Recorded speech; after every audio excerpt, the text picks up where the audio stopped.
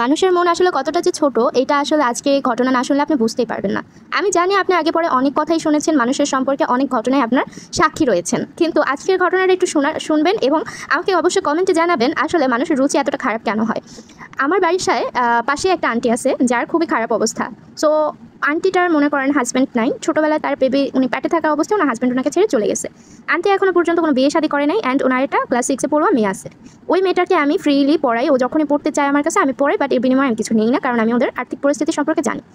আর আমি কালকে দেখলাম যে আন্টিটার কাপড়ের কাপড় যে পরনের যে বাসায় কাপড় ওইটার অবস্থা খুবই খারাপ, অ্যান্ড তার মেয়ের কাপড়ের অবস্থা খুবই খারাপ, কিছুটা ছিঁড়া।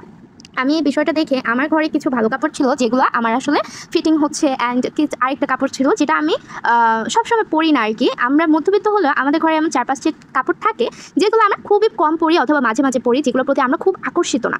কিন্তু এই কাপড়গুলো আমাদের যদি আশেপাশে সুবিধাবঞ্চিত যে মানুষগুলো আছে যাদের এগুলো আসলে খুবই প্রয়োজন, আমরা এইভাবে ঘরে রেখে না দিয়ে তাদের জন্য যদি একটু স্যাক্রিফাইস করতেই পারি। জানি মেয়েদের প্রত্যেকটা কাপড়ই সবার নিজের পছন্দ, সো আমিও এরকমটা করে ওদেরকে মোট 3টা জামা দিচ্ছি। কেন দিচ্ছি এটা কেন বলতেছি, ঘটনাটা পুরো শুনবেন তারপরে বুঝবেন।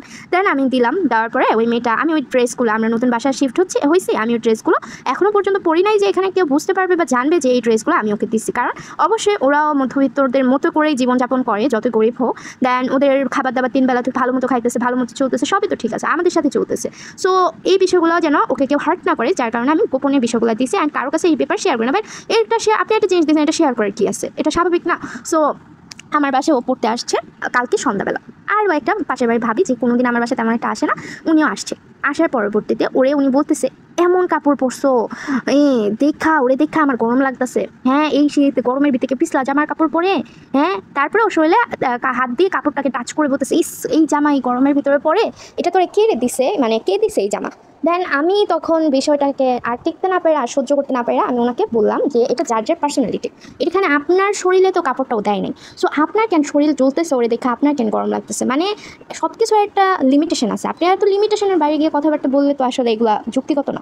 সো আমি ওনাকে এভাবে টিচ করে ওনাকে আমি কথা শুনাইতেছিলাম। আমি বললাম যে ওরটা উপরছে, আপনার গায়ে আছে, ওরটা দেখে আপনার কেন শরীর জ্বলতেছে। তাই উনি সেকেন্ড টিচ করলো যে তোরে কি হ্যার কাছে কি তুই মাগনা পড়ো, এমনি তোর কোনো টিচার নেই, আপনি বুঝেন। বা একটা 6-এ পড়ুয়া বাচ্চা আর একটা বিবাহিত মেয়ে যার একটা বাচ্চা আছে, এক বাচ্চার মা, তার কথাবার্তার লিমিটেশন কি হইতে পারে, সে একটা মানুষকে ছোট করার জন্য নিজে কতটা নিচু হইতে পারে।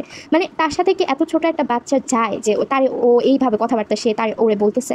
দেন আমি বললাম হ্যাঁ ওর টিচার আছে, আমার ভালো লাগে তাই আমি ওকে পড়াই।